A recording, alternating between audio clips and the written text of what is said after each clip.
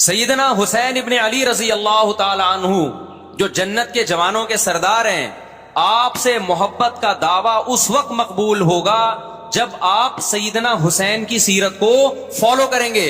رونا پیٹنا ماتم کرنا یہ سیدنا حسین اور اہل بیت کی سیرت نہیں ہے۔ صبر کرنا، ظالم کے سامنے ڈٹ جانا، جان کے خوف سے اپنی پالیسیوں سے پیچھے نہ ہٹنا، یہ سیدنا حسین ابن علی رضی اللہ عنہ کی سیرت ہے جو آج ہمیں کہیں بھی نظر نہیں آتی۔ تو ہم نے بھائی دیکھنا ہے صحابہ کا طرز عمل کیا تھا۔ آپ بتاؤ صحابہ کو سیدنا حسین سے محبت تھی یا نہیں تھی؟ کیا غم کا پہاڑ ٹوٹا ہوگا جب اطلاع ملی ہوگی کہ سیدنا حسین ابن علی اور آپ کے اصحاب اور اہل بیت کو سب کو کربلا میں شہید کر دیا گیا ہے۔ کیا قیامت گزری ہوگی۔ کوفہ سے ایک شخص آیا نا، عبداللہ بن عمر سے پوچھنے لگا جو مارنے پر دم کا مسئلہ۔ انہوں نے فرمایا تم نے پیغمبر کے نواسے کو قتل کر دیا اور مسئلہ یہ پوچھ رہے ہو کہ جو مارنے پر دم آئے گا کہ نہیں آئے گا۔ ایک طرف تم نے پیغمبر کے نواسے کو قتل کر دیا کربلا میں، اور اب ہم سے آ کے مسئلہ پوچھتے ہو جو مارنا جائز ہے یا نہیں ہے۔ صحابہ کے ہاں یہ غم کم غم نہیں تھا۔ دیکھو حضرت معاویہ رضی اللہ تعالی عنہ کے ہاتھ پہ بھی حضرت حسین نے بیعت نہیں کی، لیکن بغاوت بھی نہیں کی۔ کیوں؟ بغاوت سے فتنے کا اندیشہ تھا۔ حضرت حسن جو حضرت حسین کے بڑے بھائی تھے، انہوں نے سیدنا معاویہ رضی اللہ تعالی عنہ کے ہاتھ پہ بیعت کی اور اس اختلاف کو ہمیشہ کے لیے اپنی کوشش کے مطابق ہمیشہ کے لیے ختم کر دیا۔ ختم ہوا نہیں ہوا ایک الگ بحث ہے، لیکن حضرت حسن کا مقصد کیا تھا کہ مسلمانوں کی دو جماعتوں کو میں آپس میں لڑتا ہوا نہیں دیکھ سکتا۔ لوگوں نے کہا آپ خلافت کے حقدار ہیں، آپ نے فرمایا میں دستبردار ہوتا ہوں سیدنا معاویہ کے حق میں۔ حضرت حسن بیعت ہو گئے حضرت معاویہ سے اور یہ اختلاف کو کیا کر دیا؟ ختم۔ حضرت حسین بیعت نہیں ہوئے، لیکن حضرت حسین نے بغاوت بھی نہیں کی۔ ہر ایک کی اپنی رائے تھی، حضرت حسن کی اپنی رائے تھی۔ ان کا خیال تھا کہ بیعت ہونا مسلمانوں کے لیے زیادہ مفید ہے، ایک پاورفل حکومت ہوگی، ایک طاقتور ریاست ہوگی، ورنہ لڑتے رہیں گے آپس میں۔ حضرت حسین کا موقف یہ تھا کہ میں بغاوت تو نہیں کروں گا لیکن بیعت بھی نہیں ہوں گا، کیونکہ اگر بیعت ہو گیا تو اس سے جو خلفائے راشدین کے دور میں جو خلیفہ کی سلیکشن کا طریقہ تھا وہ طریقہ ختم ہو جائے گا۔ تو میں اگر اس طریقے کو نہیں لا سکتا تو اس کے خلاف کو پروموٹ بھی نہ کروں میں۔ یہ بھی ایک رائے تھی۔ میں سمجھا پا رہا ہوں اپنی بات؟ بھائی رائے کا اختلاف ہوتا ہے نا۔ نبی صلی اللہ علیہ وسلم نے فرمایا اذا اجتہد المجتہد فإن اصاب فلہ اجران وإن اخطأ فلہ اجر واحد۔ جب کوئی مجتہد اللہ کی رضا کو سامنے رکھ کے اجتہاد کرتا ہے، صحیح اور غلط کا فیصلہ کرنے بیٹھتا ہے، رائے یعنی اس کا مقصد اللہ کی رضا ہو، تو اگر وہ درست نتیجے پہ پہنچے تو 2 ثواب، غلط نتیجے پہ پہنچے تو بھی 1 نیکی اس کو ملتی ہے، اس لیے کہ اس کے بس میں جو خیر خواہی کے لیے جو تھا وہ اس نے کر دیا۔ رائے کا اختلاف ہوتا ہے۔ تو حضرت حسن رضی اللہ تعالیٰ عنہ بیعت ہوئے حضرت معاویہ کے ہاتھ پہ، سیدنا حسین نہ بیعت ہوئے اور نہ آپ نے بغاوت کی، خاموشی اختیار کی۔ حضرت معاویہ رضی اللہ تعالیٰ عنہ نے سیدنا حسین کو تلوار کی زور سے بیعت پر مجبور نہیں کیا، بلکہ نواسہ رسول کا خیال کیا اور وصیت بھی کی لوگوں کو۔ لیکن جب حضرت معاویہ کے بعد یزید جانشین ہوا، اس کی سب سے بڑی غلطی یہ تھی کہ اس نے نواسہ رسول صلی اللہ علیہ وسلم اور آپ کے ساتھ جو چند اہل بیت اور چند صحابہ تھے، اس وقت بھی حضرت حسین نیوٹرل تھے۔ نہ حضرت حسین نے بغاوت کا ارادہ کیا اور نہ بیعت کرنے کا ارادہ کیا۔ یزید ابن معاویہ کو چاہیے تھا کہ سیدنا حسین رضی اللہ عنہ کو اپنے حال پہ چھوڑ دیتا، اپنے والد کی طرح۔ حضرت حسین رضی اللہ تعالیٰ عنہ کو جب کوفہ سے خطوط آئے، یہ میں وضاحت اس لیے کر رہا ہوں کہ حضرت حسین بغاوت کے لیے نہیں نکلے تھے، اس مسلمان حاکم کے خلاف بغاوت کے لیے نہیں نکلے تھے، کیونکہ رسول اللہ صلی اللہ علیہ وسلم کی بہت ساری صحیح حدیث ہے اس بارے میں کہ جو باغی ہے، جو ریاست کے خلاف بغاوت کرتا ہے، اس کو نبی صلی اللہ علیہ وسلم نے اس عمل کو پسند نہیں کیا۔ تو حضرت حسین رضی اللہ تعالیٰ عنہ کو کوفہ سے خطوط آئے کہ یہاں سارے کے سارے لوگ آپ کے ہاتھ پہ بیعت کرنے کے لیے تیار ہیں۔ ظاہر ہے جب کسی علاقے کے لوگ دارالخلافہ ہو اور سب بیعت ہونے کے لیے تیار ہوں تو پھر آپ کا جانا یہ بغاوت کا عمل نہیں کہلاتا۔ حضرت حسین رضی اللہ تعالیٰ عنہ اہل بیت کے ساتھ نکلے، کربلا میں جب پہنچے، مشہور واقعہ آپ 20 دفعہ سن چکے ہیں، وہاں جا کے آپ کو اطلاع ہوئی کہ وہ خبر غلط تھی اور عبید اللہ بن زیاد نے ایک پورا لشکر بھیجا سیدنا حسین رضی اللہ تعالیٰ عنہ کو مجبور کرنے کے لیے کہ میرے ہاتھ پہ آپ زبردستی بیعت ہو جائیں۔ حضرت حسین رضی اللہ تعالیٰ عنہ نے مطالبے رکھے کہ یا تو مجھے واپس جانے دیا جائے، اور اگر بیعت کرنا ہی ہے تو میں دمشق میں امیر کے ہاتھ پہ جا کے بیعت کروں گا۔ بہت معقول مطالبے تھے یہ۔ میرا مقصد ابھی کربلا کا واقعہ بیان کرنا نہیں ہے، اس پہ بہت کچھ کہا جا چکا ہے، خود میرا بھی بیان اس پہ تفصیل سے ہو چکا ہے۔ اس کے بعد بھی سیدنا حسین رضی اللہ تعالیٰ عنہ کو مجبور کرنا کہ عبید اللہ بن زیاد جو بدبخت انسان جو قاتل تھا اہل بیت کا، اسی کے ہاتھ پہ لازمی بیعت ہو، جبکہ وہ امیر بھی نہیں ہے، وہ گورنر ہے ایک علاقے کا. تو نواسہ رسول کا خیال نہ کرنا یہ بدترین ظلم تھا جو اس وقت حکومت سے ہوا ہے. حضرت حسین رضی اللہ تعالی عنہ، دیکھو نبی صلی اللہ، آج ہم دیکھتے ہیں کہ جو بڑا آدمی ہوتا ہے نا اس کی قربانیاں ہوتی ہیں، اس کی بڑی بڑی قربانیاں ہوتی ہیں، چھوٹے اپنے بڑوں کی قربانیوں کو کیش کراتے ہیں. آپ نے دیکھا ہوگا فلاں نے بڑی قربانیاں دی اور بچے موج کر رہے ہیں، دیکھا نا آپ نے.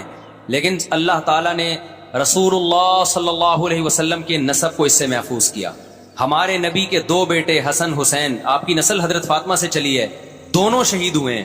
اس میں بہت بڑی حکمت تھی کہ پیغمبر صلی اللہ علیہ وسلم نے سب سے پہلے تربیت اپنے گھر والوں کی ہے. آج لوگ باہر فنٹر بنے ہوئے ہوتے ہیں، تبلیغیں کر رہے ہوتے ہیں، اپنے گھر کی ان کو پرواہ نہیں ہوتی. نبی صلی اللہ علیہ وسلم نے سب سے پہلے جو تربیت کی ہے کس کی ہے؟ حضرت حسن اور حسین کی ہے. تو جب کربلا میں آپ کو چاروں طرف سے گھیر لیا گیا اور آپ کو مجبور کیا گیا کہ آپ نے ابن زیاد کے ہاتھ پہ بیعت کرنا ہے، تو آپ نے اس ذلت کو گلے لگانے سے انکار کر دیا. آپ کو 100% یقین تھا کہ اتنے بڑے لشکر کے سامنے میں ٹھہر نہیں سکتا، اسباب کی دنیا میں فتح کی امید نہیں ہے.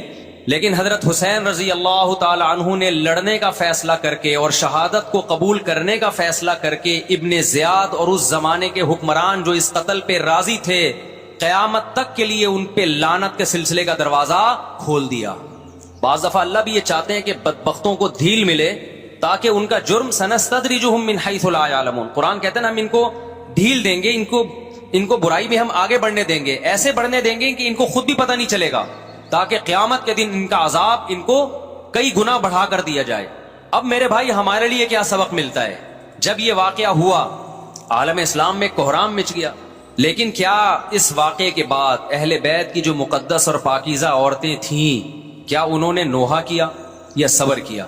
آپ کا ضمیر کیا کہتا ہے؟ انہوں نے نوحے پڑے ہوں گے یا صبر کیا ہوگا؟ بولو بھائی، صبر کیا.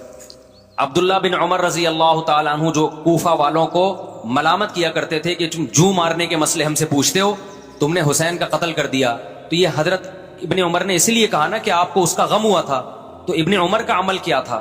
کیا انہوں نے ماتم کیا؟ کیا انہوں نے چھروں سے اپنے آپ کو مارا؟ حضرت حسین کا قتل بھی ظالمانہ، اور اس سے پہلے سیدنا عثمان کا قتل بھی ظالمانہ.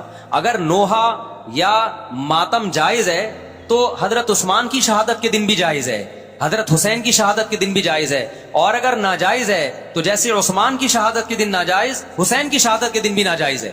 سمجھ میں آ رہی ہے بات کہ نہیں آ رہی ہے؟ قرآن کیا کہتا ہے ایسے مواقع کے بارے میں؟ تلک امۃ قد خلت لہا ما کسبت ولکم ما کسبتم. قرآن جب بھی پرانی امتوں کے واقعات بتاتا ہے، قرآن کہتا ہے یہ ایک قوم تھی جو گزر گئی، انہوں نے جو کیا اس کا بدلہ ان کو ملے گا، تم جو کرو گے اس کا بدلہ تمہیں ملے گا. تو ہمیں اللہ نے اس واقعے میں بھی بتا دیا کہ سیدنا حسین کا واقعہ، کربلا کا واقعہ جب سنا کرو تو یہ سوچا کرو یہ قوم تھی جو گزر گئی، جس نے اچھا کیا، حسین ابن علی نے اچھا کیا، ان کو اس اچھائی کا بدلہ ملے گا. اور جو حضرت حسین کے قتل کے حضرت سیدنا حسین کے مبارک خون سے جن کے ہاتھ آلودہ ہوئے، کیونکہ قتل کیا نا انہوں نے، تو لہا ما کسبت، ان کو اس ظلم کا بدلہ بھی ملے گا. تو ہمارا کام کیا ہے؟ ہم نے فالو کرنا ہے حسین کے راستے کو، نہ کہ حسین کے نام پہ ہم نے ماتم کرنے ہیں. حسین کا راستہ کیا ہے جس کو ہم نے فالو کرنا ہے؟ اب میں چند چیزیں آپ کو بتاتا ہوں. سب سے پہلا سبق جو ہمیں کربلا میں ملتا ہے کہ عزت اور دین، ایک طرف دنیا ہے. دیکھو اگر حضرت حسین رضی اللہ تعالیٰ عنہ ابن زیاد کے ہاتھ پہ جا کے بیعت ہو جاتے، آپ کیا سمجھتے ہو بے تحاشا مال و دولت حضرت حسین پہ خرچ نہیں کرتا کیا؟ وہ جب ایک بڑا آدمی کسی کے ہاتھ پہ بیعت ہوتا ہے تو اس کو بھی تو فائدہ ہوتا ہے نا اس سے. اور کیا حضرت حسین کو یقین نہیں تھا کہ کربلا میں شہید ہو جاؤں گا؟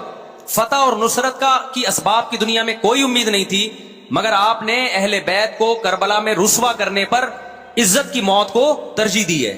آج اگر آپ میں یہ ظرف ہے کہ آپ عزت کی موت کو ذلت کی زندگی پر ترجیح دیتے ہو تو پھر آپ حسینی ہو. نہیں یہی بات میرا خیال ہے سمجھ.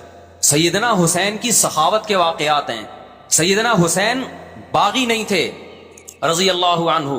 پھر جو اہل بیت کا طرز عمل کیا تھا، محرم میں کیا کیا ہو رہا ہے میں آپ کو بتاتا ہوں. ان میں سے کوئی بھی عمل نہ ہمیں قرآن سے ملتا ہے نہ صحابہ سے ملتا ہے ہمیں. تو ما انا علیہ و اصحابی جو جنتی فرقہ ہوگا اس کی جو علامتیں ہیں، تو جب آپ ان علامتوں کے خلاف چلو گے، صحابہ اور تابعین کو فالو نہیں کرو گے، تو آپ پھر اپنے آپ کو سنی کہنا چھوڑ دو. آپ بتاؤ مجھے اسلام میں کوئی مہینہ منحوس ہے؟ بولو نا، کوئی مہینہ منحوس ہے؟ تو آپ محرم کو منحوس کیوں کہتے ہو؟ لوگ مجھے کہتے ہیں مفتی صاحب فرقواریت پھیلا رہے ہیں. دیکھو فرقواریت جب پھیلا رہا ہوں جب میں کسی فرقے کے خلاف آپ کو کر رہا ہوں. میرے بیان شیعہ لوگ بھی سنتے ہیں، ملتے بھی ہیں، بہت دفعہ ایئرپورٹ پہ ملاقات ہوئی، بڑی عزت سے ملے، میں شیعہ ہوں لیکن آپ سے محبت کرتا ہوں. یہاں مسجد میں بھی آتے ہیں، میں نے کبھی کسی پہ طنز نہیں کیا. اس لیے میں بار بار کہتا ہوں جو شیعہ کا مذہب ہے اس کو کرنے دو. وہ سبیلے لگاتے ہیں، آپ ان کو مت چھیڑو، جا کے تنگ نہ کرو ان کو.